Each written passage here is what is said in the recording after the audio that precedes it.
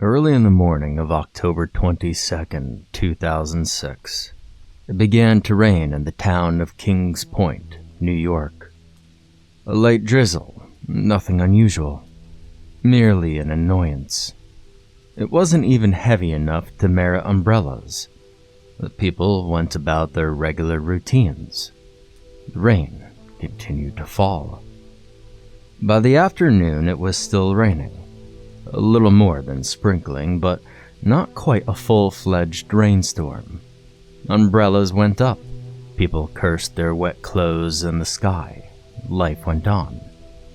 And the rain continued to fall. As everyone in Kings Point was winding down and going to sleep, the rain was still falling. Quicker now, larger drops, but still nothing concerning. Some people might have even considered the rain pleasant. An ever-present rhythmic plit, plit, plit. No thunder, no lightning, just rain. The next day, the sun didn't rise. The sky was gray and dull, and the rain was falling in its rhythmic pattern. Local meteorologists made wild predictions about when the rain ought to clear. Some said within the day, some within the week, and a few said within the hour.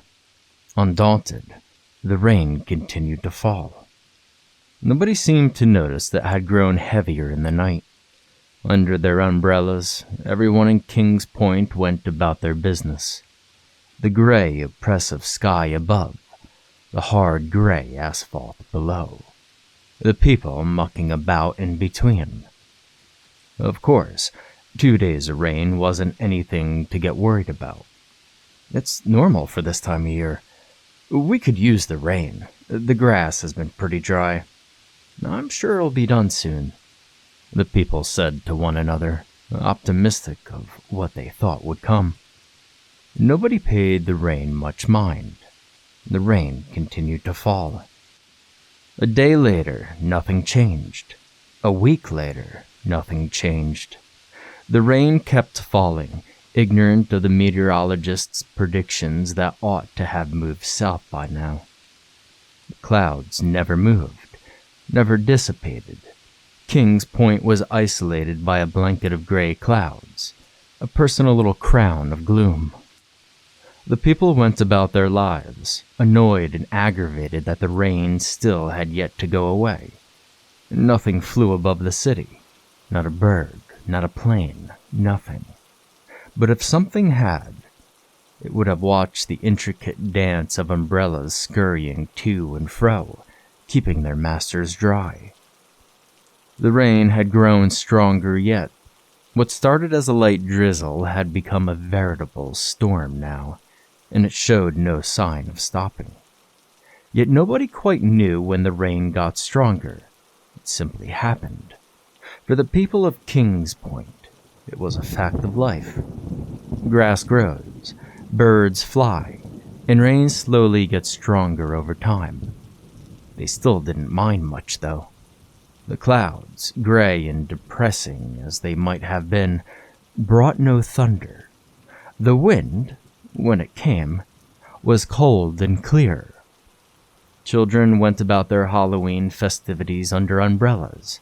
Parents saw no reason to cancel a holiday on account of little rain, and umbrellas had become so ubiquitous in town, everyone was expecting to have one anyway. The rain claimed its first victim that night.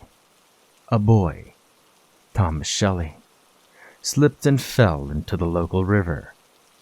Little Thomas wasn't a very strong swimmer, and he was encumbered by his costume. He drowned on Halloween night, still wrapped in his little ghost sheet. His body was never found. The authorities expected he drifted downriver and he would show up later. He didn't. The tragedy of Thomas Shelley rocked the small town. The people began to treat the rain as a menace, a threat to their children.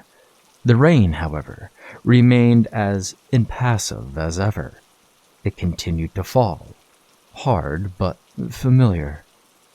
The next day, Kings Point closed schools. Nobody wanted another Thomas Shelley incident, and everyone figured it was better safe than sorry in the circumstances. Children stayed at home, playing their games and reading their books, safe from the rain. Adults went about their lives on edge but undeterred. The day after that, a strange thing happened. The gray clouds seemed to fall into the town below. Well, not much as fall as vaguely saunter downwards. When people woke up and left for work, the clouds were in the sky where they'd been. As everyone left work, they found the town enveloped in a cold gray mist. The fog wrapped icy tendrils around everything. Grasping, clutching fingers of fog tore at eyes and noses, freezing people to their core, blinding their eyes.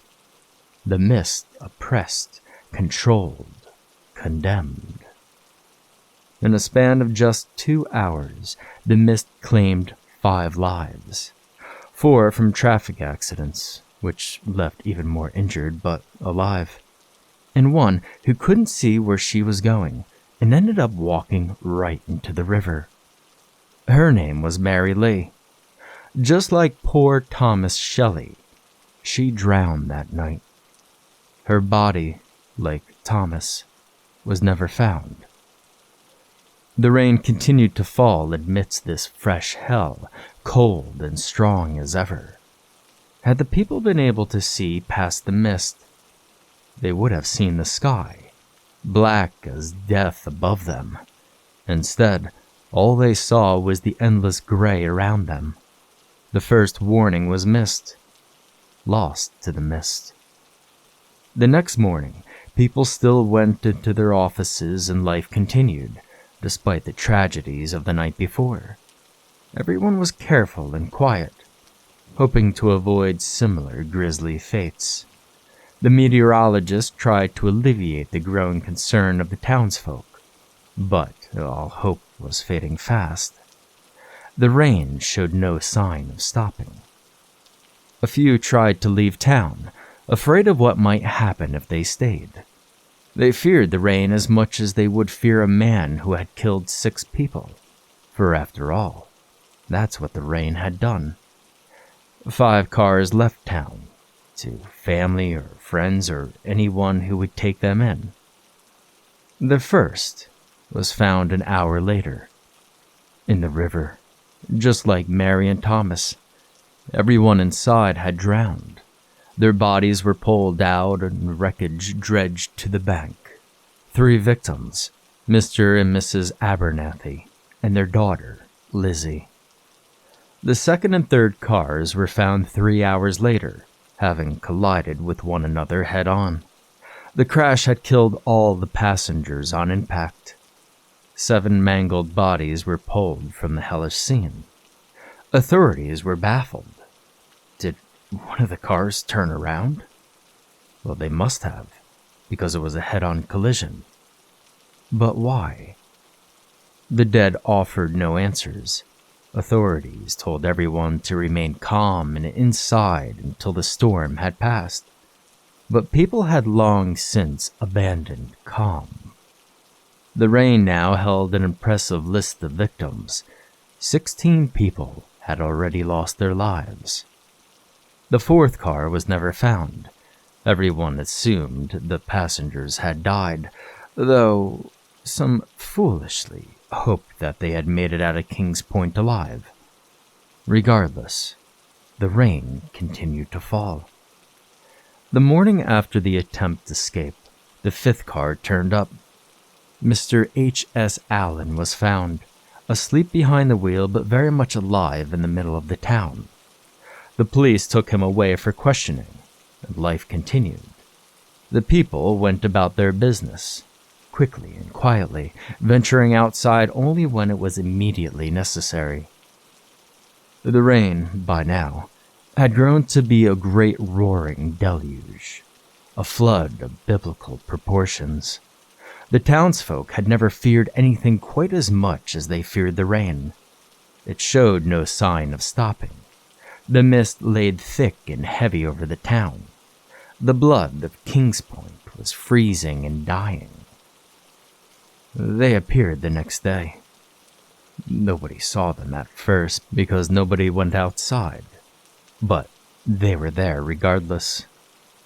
In the rain, slick black figures with long stringy hair wandered from place to place.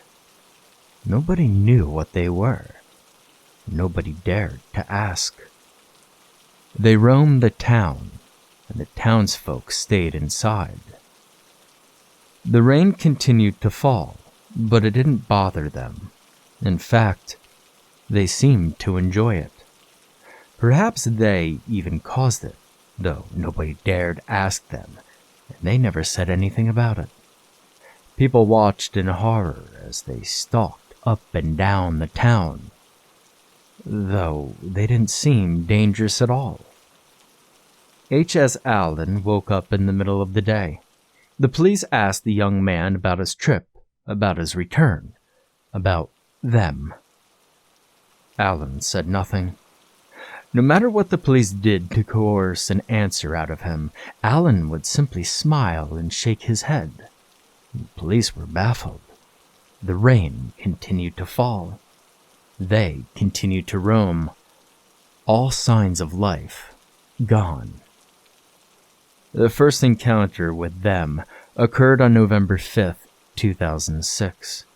A policeman, Walter Sampson, saw one of them in the station window and, thinking it was in danger, ran outside to let it in.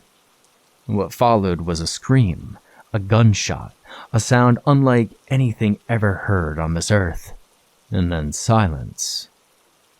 The rain continued to fall. The policeman stumbled back into the station, paralyzed with fear, his ears ringing. One of them had died. The rest of them were not pleased. Sampson immediately called his encounter with them to his superiors. Of course, nobody believed him at first. It was hard to believe stories about a thin, gaunt creature with long, stringy black hair, a completely smooth face, except for a sucking mouth that unfolded rather than opening. As difficult as it was to believe, it was close to the truth.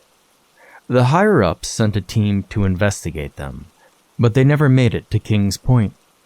Rather, Kings Point suffered a critical existence failure when they arrived. What they found was a large lake where the town ought to have been. Experts were baffled. It seemed utterly impossible for a town to simply disappear without serious fanfare. But it happened all the same. There was one survivor of the disappearance of Kings Point. H.S. Allen was found, cold and damp, but very much alive, adrift in the center of the lake. The authorities dragged the poor, freezing Allen out of the water, sick with hypothermia but still clinging to life. It took him months to recover, but recover he did. The following is the full transcript of the interview between Dr. Edgar Morris and Howard Stephen Allen, taken on December 17th, 2006. Mr. Allen, could you kindly tell me what happened the night of November 5th, 2006?